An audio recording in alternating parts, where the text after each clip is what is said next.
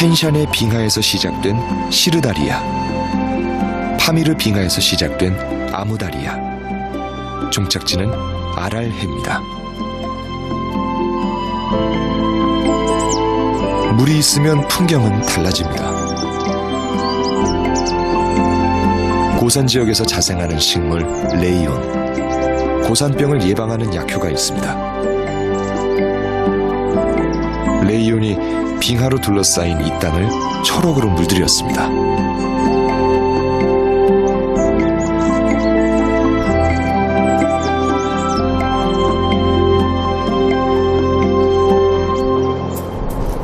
히말라야 불곰 한 마리가 모습을 드러냈습니다.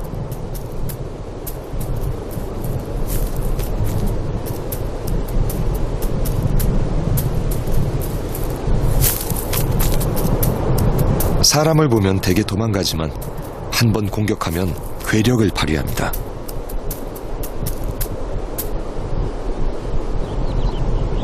어미곰이 새끼 2마리와 함께 먹이를 찾으러 나왔습니다.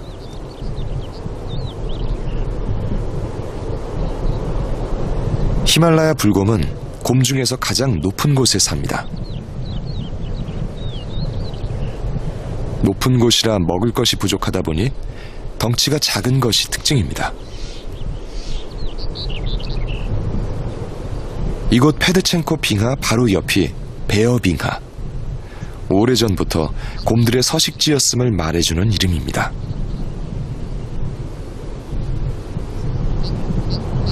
하지만 최근에는 밀렵꾼들이 모여들면서 곰의 개체수가 많이 줄었습니다. 살아남은 곰들도 갈수록 경계심이 많아지고 있습니다.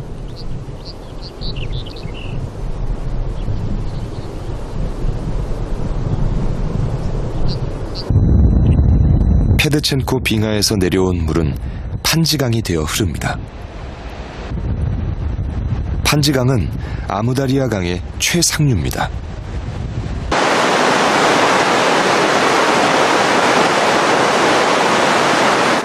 강의 왼쪽은 아프가니스탄, 오른쪽은 타지키스탄. 흙집이 많은 이 마을은 아프가니스탄 북쪽에 있습니다. 아이들을 학교에 보낼 수 없을 만큼 가난한 마을입니다. 아직도 당나귀에 짐을 싣고 먼 길을 다닙니다. 100년 넘게 전쟁과 강대국의 간섭에 시달려온 사람들. 어딘가에서 멈춰버린 듯한 삶의 모습.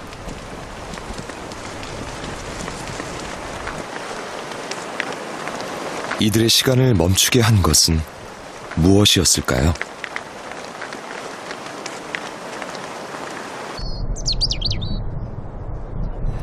작게나마 이 땅에선 농사를 지을 수 있습니다.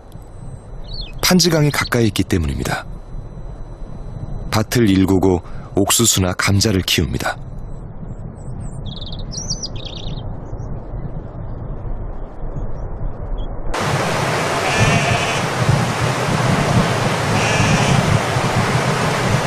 주로 키우는 가축은 염소. 가파른 길도 잘 오르내리기 때문입니다.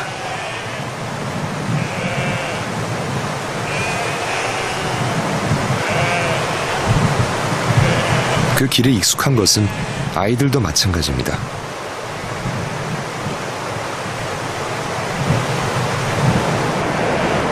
염소떼의 목적지는 물. 염소들이 내려간 벼랑 아래는 아찔할 만큼 가파릅니다.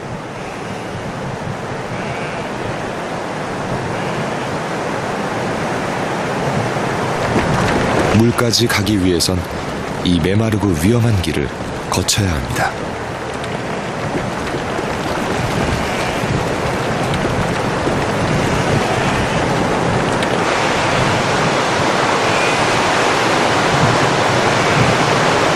물이 있어서 사람들은 가축을 키우고 농사를 지으며 이 험한 땅에서 살아갈 수 있습니다.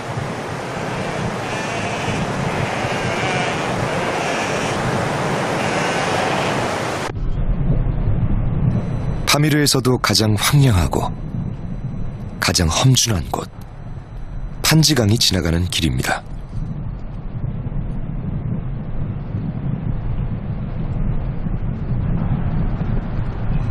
이 바위 절벽들 사이에 희귀한 야생염소가 살고 있습니다. 마코르입니다. 5월, 산 아래쪽은 아몬드 꽃이 활짝 피는 때입니다.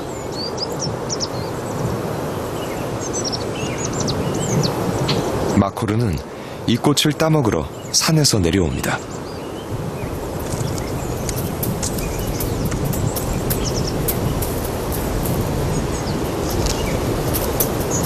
마코르란 이름은 뱀처럼 꼬인 뿔이라는 페르시아어에서 유래된 것. 수컷의 뿔은 160cm까지 자랍니다.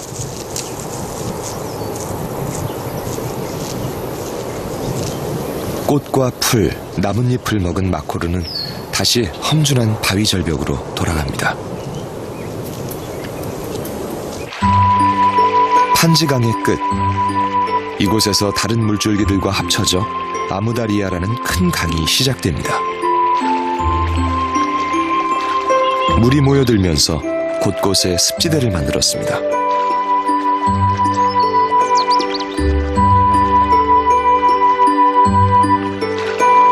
그중 하나인 티그로 바야발카. 겨울이면 겨울 철새들의 월동지, 여름이면 여름 철새들의 번식지가 됩니다.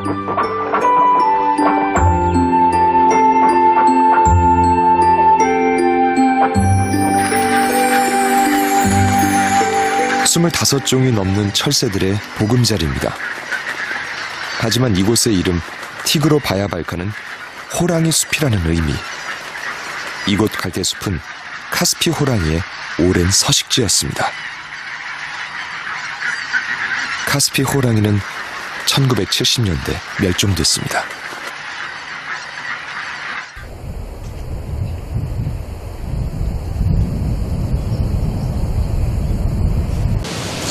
그 자리에 다양한 야생동물들이 살고 있습니다. 사람들이 잡아서 닭처럼 키우기도 하는 자고새. 타지크 꿩은 이곳의 대표적인 조류입니다.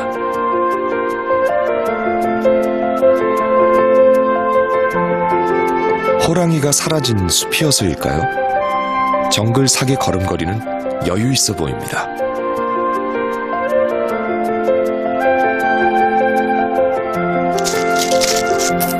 부하라 사슴은 강과 숲을 오가며 사는 동물. 예전에는 카스피 호랑이의 중요한 먹잇감이었습니다.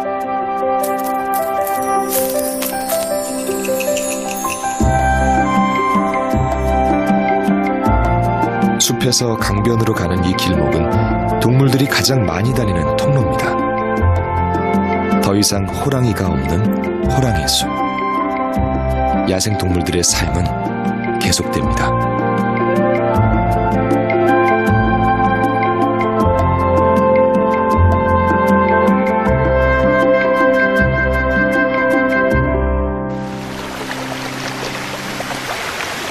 (2400km) 물길을 달려가는 아무다리아 강의 거대한 본류.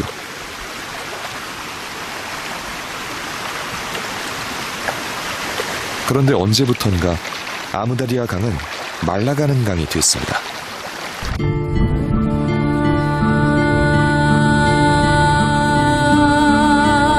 강의 하류는 완전히 바닥을 드러냈습니다.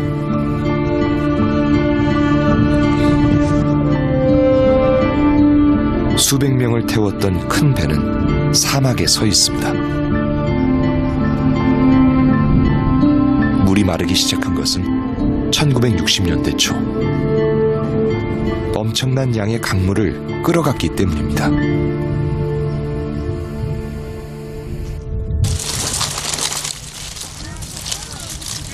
물이 필요했던 이유는 목화 때문이었습니다.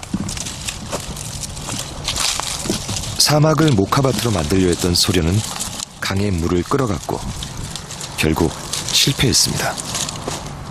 그 결과 대부분의 강물이 유실되고 말았습니다.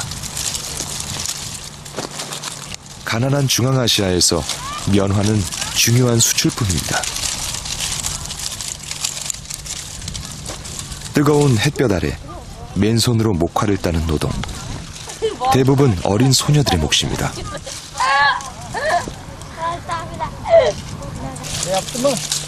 많은 물이 사라지면서 주변은 점점 사막화되었고 기후는 나빠졌습니다. 정작 목화 재배는 더 어려워진 형편입니다.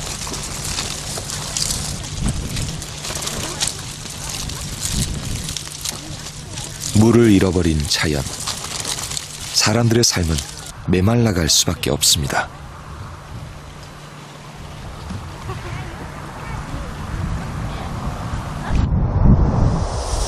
말라버린 아무다리아는 아랄해로 흘러가지 못했습니다.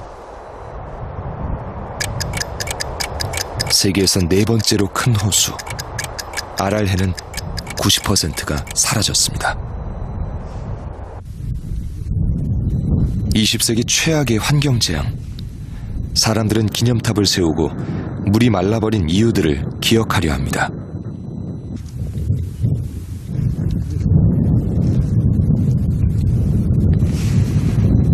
이곳은 수많은 어부들이 매일 배를 타고 나갔던 곳. 4만 톤의 어획량을 기록했던 시절도 있었습니다.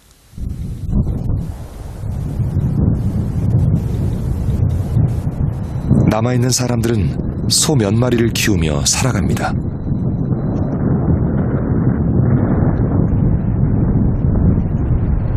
이곳이 아랄해 최대 어항이었음을 기억하기 위해 녹슨 배를 전시했습니다.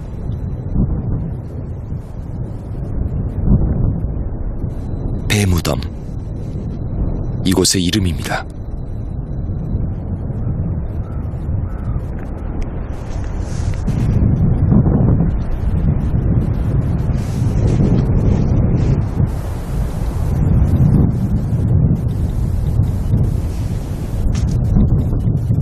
이 배들은 이곳이 분명 고기잡이가 성했던 육지 속의 큰 바다였음을 말하고 있습니다.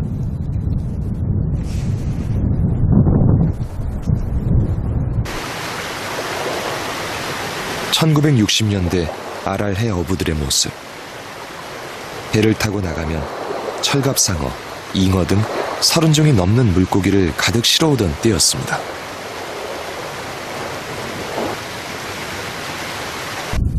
그 시절은 황량한 흔적으로만 남았습니다. 버려진 물고기 통조림 공장.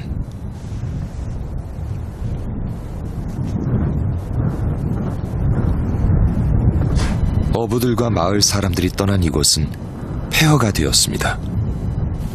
모두 물이 사라진 후 일어난 일들입니다. 무인학에서 200km. 남은 아랄해를 만나기 위해 달려야 하는 거리입니다. 가는 길은 온통 소금 모래바람 속입니다. 이 바람은 주변의 식물을 말라 죽게 합니다. 동물과 사람의 몸에도 치명적입니다.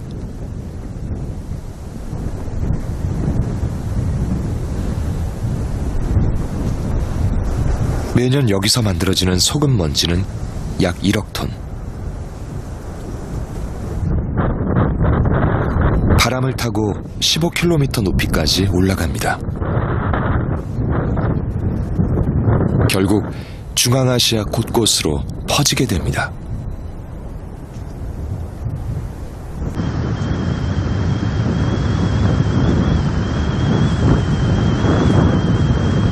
새 한 마리도 찾지 않는 호수. 이곳이 지금의 아랄해입니다.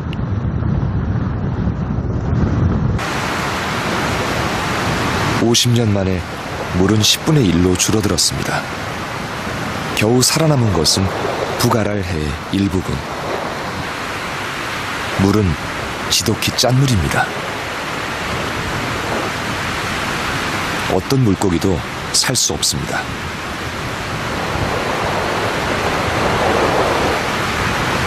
생명으로 가득했던 물, 아랄해.